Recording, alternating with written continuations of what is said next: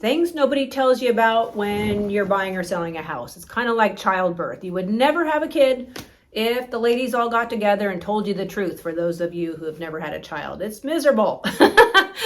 And quite frankly, so is selling a house. So when you finally move in and you're all settled in, you're very glad you did it. Same thing with childbirth, right? You don't remember all the pain, agony, and inconvenience.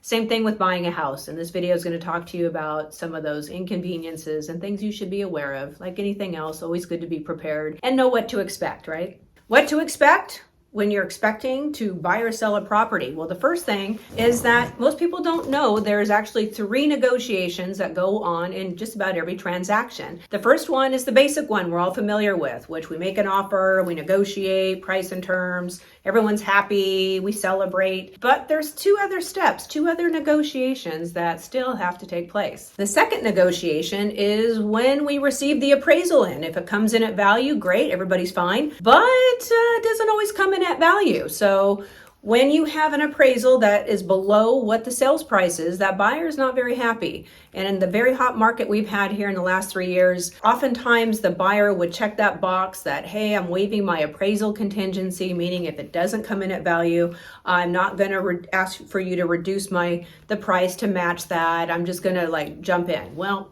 yeah, they might have waived that, but doesn't mean they can't back out of escrow, right?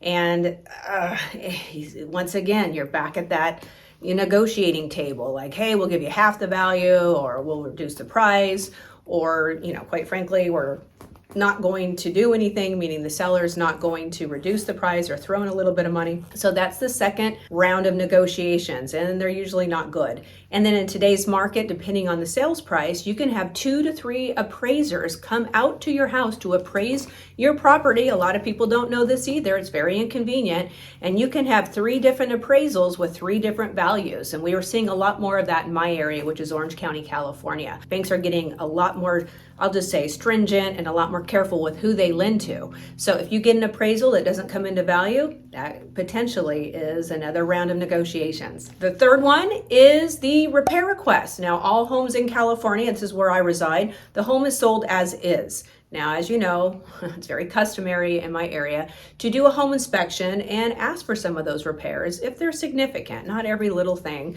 And of course, we're not buying a new house, but repair requests are, we'll just say, very customary in our area, especially for the values of our properties. And that's the third round of negotiations. Some sellers are like, not having it, it's on you. Some sellers are willing to work with it. We have some buyers that are like, hey, if you don't give me a credit or fix these things, I'm backing out of escrow. It's another round of negotiations. And back to that repair request, most sellers are exhausted by the time they get to the repair requests and the home inspection results. They've already opened up their house, they've already cleaned and decluttered and have been through just preparing their house for a period of time.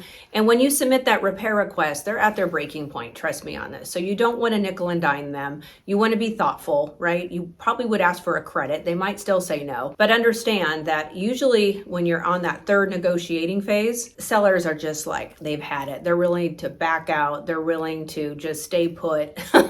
They're willing to do whatever it takes just to make the pain go away. And they feel like they're being nickeled and dimed and every single ounce of profit is being squeezed out of them. So be very careful, you buyers out there, with that repair request. We still are in a hot market, at least in Orange County, California. So let's talk about those negotiations. I like to say there's 2 types of styles of buyers and sellers that you deal with in real estate. The first one is what I call the old school buyer seller, where they feel like they have to negotiate on every little thing and they want it to be a lengthy process.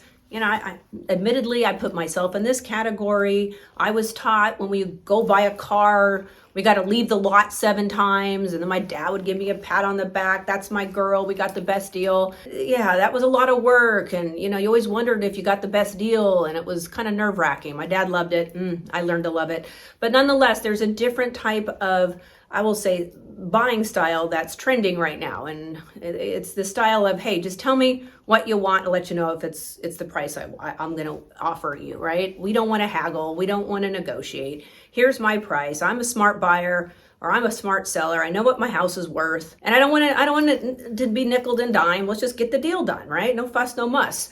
And the challenge right now is when we have an older style buyer or seller, and it meets the newer style of the buyer or seller, and they just can't seem to terms. The old guy's like, we gotta negotiate, and the new guys, gal, whatever, they're like, hey, we just want to get a deal done. Why do you have to make it so difficult? So if you're buying and selling in real estate, at least in my area, you really need to be honest with yourself. I just recently purchased a home. Actually, I'm closing on it tomorrow, and I had to go in at full asking, no repair requests, and it killed me because I want to negotiate. But that's what the market's dictating, and that's what most homeowners and buyers are now starting to really embrace, is the price you put your house on the market is probably the price that the seller is going to consider. So be mindful of that when you're selling your house, and if you're buying it, just realize I'd write on that contract, sold as is, and this is my best and final.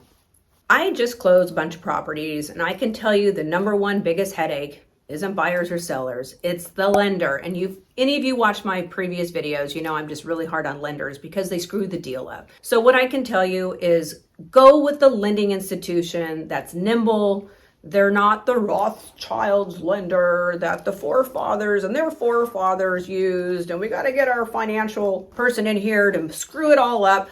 Like, get nimble on your financing. You don't want to get to the 9th hour and all of a sudden just realize your loan's falling apart because they're not, meaning the lender's not executing. So trust somebody, whether it be a realtor or someone in the mortgage industry that can refer you someone that has incredible programs. Once again, it's not the old world that we're in. We should be able to turn a loan and get full underwriting approval probably in, I'd say, 15 days max, usually more than that. So when I, just got approved for that property I'm purchasing tomorrow, I got completely underwritten, and I got a tricky background. We'll just say that.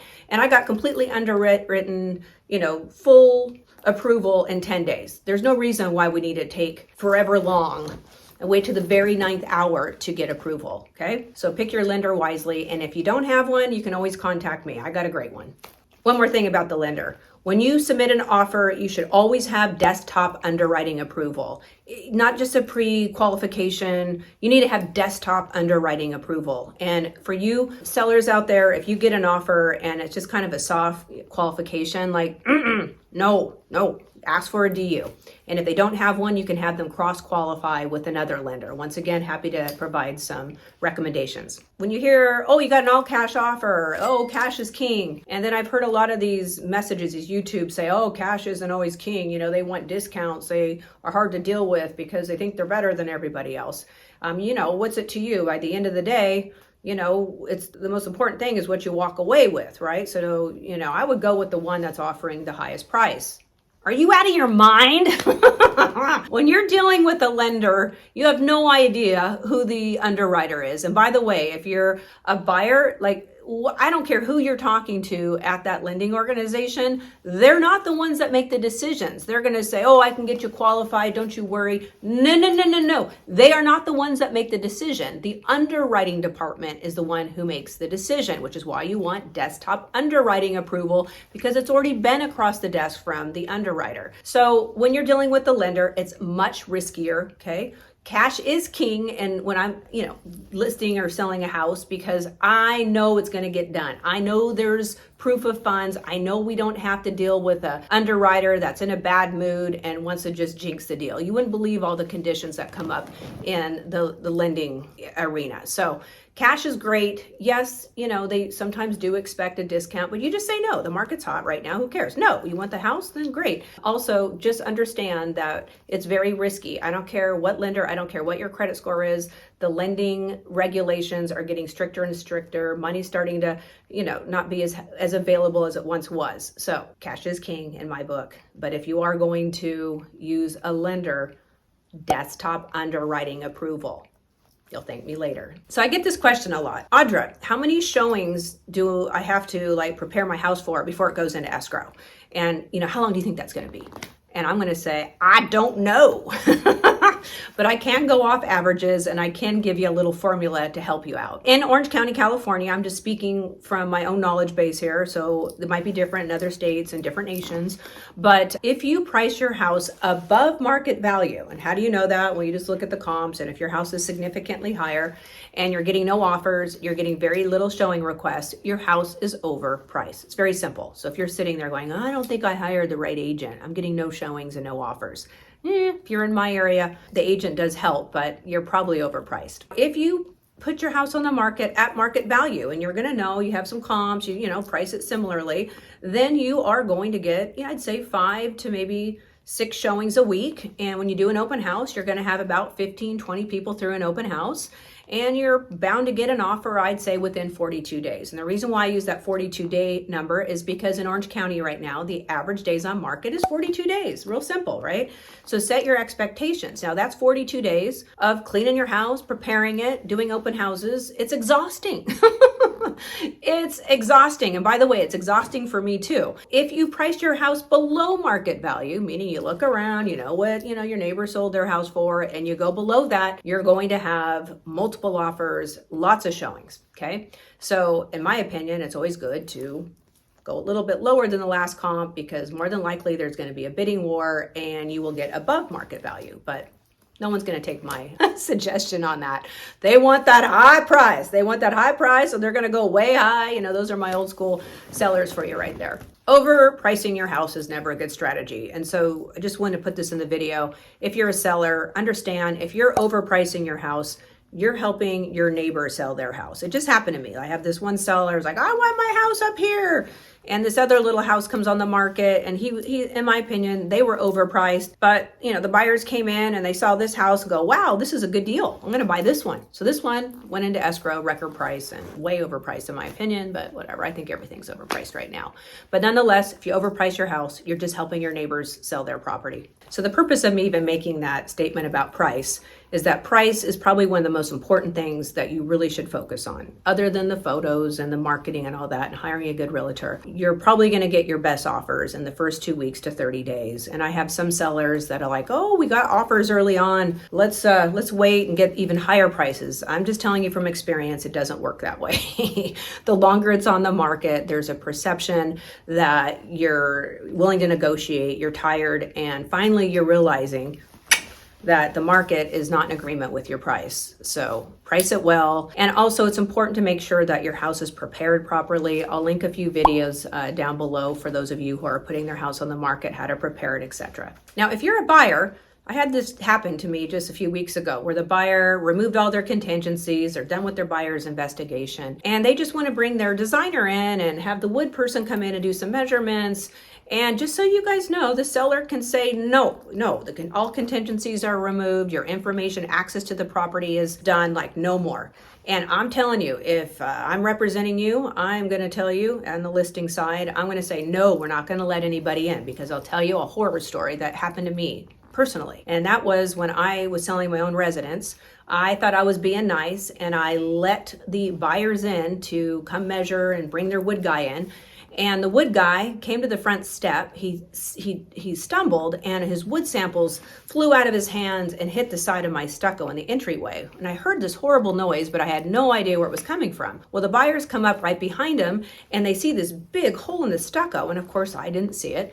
And that stopped the whole transaction, because my buyers told me, oh, well, you didn't disclose that. This is new data. And now we're going to bring a soils engineer out and blah, blah, blah. And it delayed the sale by 2 stinking weeks. And by the way, the soils engineer and everybody came back like, oh, it looks like something got dinked there. But I had to make the repair, right? Because they were certain that it wasn't their wood guy, which we all know it was. So you got to be real careful about bringing the buyers in after you have all your contingencies removed, because they could find new things, they could damage. I just say no. You've had your whatever duration of time to go do all of your investigations. Enough's enough. We're tired, we got to move on. So you buyers and sellers out there, there is a duration of time that your buyer can bring in 400 different inspectors, their family, their designer, anybody they want to into the property. And contractually, you have to give them access to the property during a certain duration of time. It's hard coded in California at 17 days. We can move that up. But understand, sellers, they're like, come on, how many roof inspections and how many home inspectors, and we got the pool inspector, and we got the sewer line guy, and we got the, the painter out. And it's exhausting, right? And the answer is your buyer has access to your property for the duration that's outlined in that offer. So be aware of that. And for you buyers out there, understand that you do have access. And if your seller says, no, I'm too tired, nope, they're in breach of contract. So I've had sellers tell me this in the past. In fact, I hear it all the time. Okay. And it's this. Oh, Audra, I need to sell my house for this amount, or I'm not selling. I mean, I have to net X amount, or I'm not selling my house. And so when an offer comes in, like the seller will tell me, well, just tell the buyer that, I just need this price, and too bad, I'm not selling unless I get my price. Okay. So for you sellers out there, they don't care what you need out of your house. They don't care. That has nothing to do with the price, okay? It's the comps, it's the condition, it's the way you have it, the house maintained, etc. So this is not a sales strategy. I'm not going to get on my YouTube video saying, oh, by the way, I have 123 Banana Street that's available, and by the way, the seller needs X amount out, so that's why we're pricing it the way they do. No, the price is designated by what the buyer demands, what the buyer perceives the value of the property, okay? So we're not going to have those conversations anymore, okay? So buyers don't care what you need out of the property. So prepare your house well, price it well, and have positive expectations, but let's not have conversations about how much you need out of the property. Just saying. Sellers out there, you need to over-disclose everything you know about the property. There's two types of defects. There's material and latent defects. Latent defects are things that clearly you had no idea, like a leak or a slab leak. There was no evidence of it. And then there's material defects, which clearly the seller knew that defect was in place.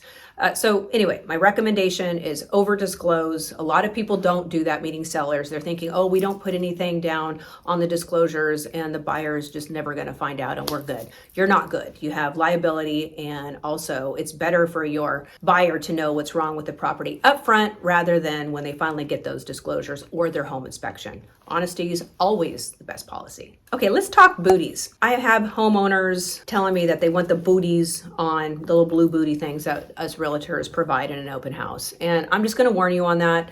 I'll comply, but I'm not going to require any buyer or visitor to come in and put booties. I'll put them down. If they want to use them, great. I'll take my shoes off. But understand, if you make a requirement about putting booties on in your house and they trip and stumble because they're kind of awkward, you could be liable because that is your requirement. Okay. So what I'd like to do for those of you who are really weird about shoes in a house is I'll just take my shoes off as a listing agent. And usually people are very respectful and they ask, do you want me to take my shoes off, or would you like me to use the booties? But if at all possible, I say diss the booties. No one feels cute in those stupid things. They're not enjoying your house because it's funky and they have to watch where they go. I know sometimes you can't avoid it, but be careful if you are a seller and you're requiring people to put those booties on. It's a requirement. I wouldn't recommend that. Too much risk for you.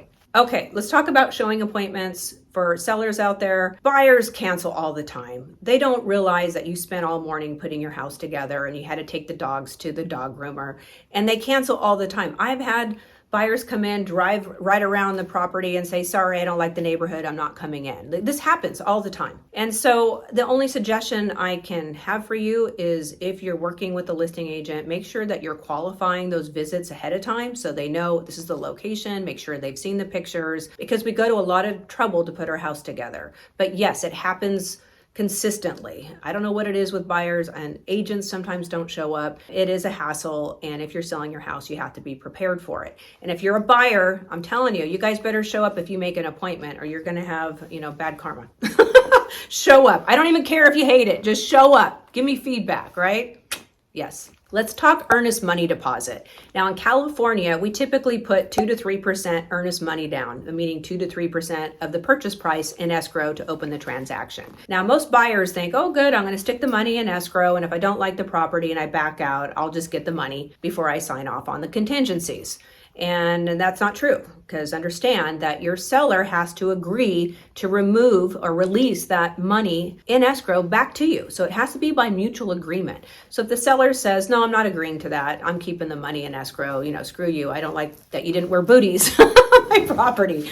I'm joking. But it has to be by mutual agreement. So when you put that money into escrow, you buyers, make sure you understand that if the seller doesn't decide to release that money to you, escrow is kind of in a holding pattern. It has to be by mutual agreement. Okay, that's kind of scary. Now, for you sellers out there, you think, oh, good, we got this earnest money deposit in escrow. And, if the buyer removes all those contingencies, it automatically goes to me if it defaults. And the answer is no, it does not. The escrow company is not allowed to release any deposit unless it's by mutual agreement, meaning the buyer and the seller agree to release the funds to the seller. So typically in this situation, and thank God I've never had to do it, if there was, some dispute, then they would have to go through arbitration and mediation, and that's a whole other process. But the purpose of me bringing this up is most people don't talk about this earnest money deposit, which for both the buyer and the seller, there's some risk involved, okay? So make sure you really want the house. Don't just start throwing earnest money deposit if you're a buyer and just know you're gonna get it back. No, it has to be by mutual agreement. Let's talk about the condition of the property, okay? So in California, everything's sold as is. So that means that most sellers are like, great, I'm gonna take all my stuff out of the house and I'm gonna leave all the dirt and all the mess because this is sold as is. Wrong, okay? The way the California purchase agreement specifies is that your property is supposed to be in the same condition as the time of acceptance. That means the offer was signed and everybody agreed to it. That's the time of acceptance. And usually during that time, the house is in its best light, right? So ovens are cleaned and floors are mopped and vacuumed and we don't have any smudgy marks all over the refrigerator and blah, blah, blah, blah, blah. So you need to have your house in good condition if you're selling it, not as a fire sale or a bankruptcy or foreclosure, right? Most buyers expect when they move in that the house should be sparkling clean. That's their expectation. I'm warning you. They don't get this sold as is bit. And if you are a seller, you're thinking, oh, it's good enough, sold as is. You don't really care about all the details because number one, you're exhausted from moving. Number two, you've already spent hundreds of thousands, I'm joking, of dollars moving and fixing everything. And you just went through massive negotiations and you're probably a little mad and you're like, forget it. Too bad. I'm not cleaning the house and I'm not hiring anyone. Well, there's some downsides to doing that because contractually you are required to hand over the property in the same condition as the day of acceptance. So I recommend either moving out early, getting a good night's sleep, coming back and cleaning it yourself, or hiring somebody that will professionally clean it, which is always going to be my recommendation because you're going to be tired and you probably don't see things that other people do. I had a neighbor come up to me and say, hey, congratulations on selling Jim Smith's house down the way. And my answer is, oh, no, I haven't sold it. We're in escrow. We just opened escrow. There's a perception that when a house goes under contract that it's sold. Okay, guys, no, it's not sold. We're nowhere close to being sold. I don't get excited until I see money wired in the bank, if you know what I mean. The reason why I even bring that up is because if you're selling a house or if you're buying a house, understand that there's a long period of time before you know you're all in. It's like, that duration of time. I keep bringing up this pregnancy. I think it's 3 months where you know you're all in or you have a higher probability of success. Yeah, same thing with real estate. There's a duration of time where you're like, I don't know if we're in or not. So that is a very long time. Now, in hindsight, it's not going to feel that long, but it's a long time and a lot of things could go wrong. So going into escrow for you sellers with a really highly qualified individual is always a good thing. And if they have an agent that's experienced, even better because they can help guide them through the process.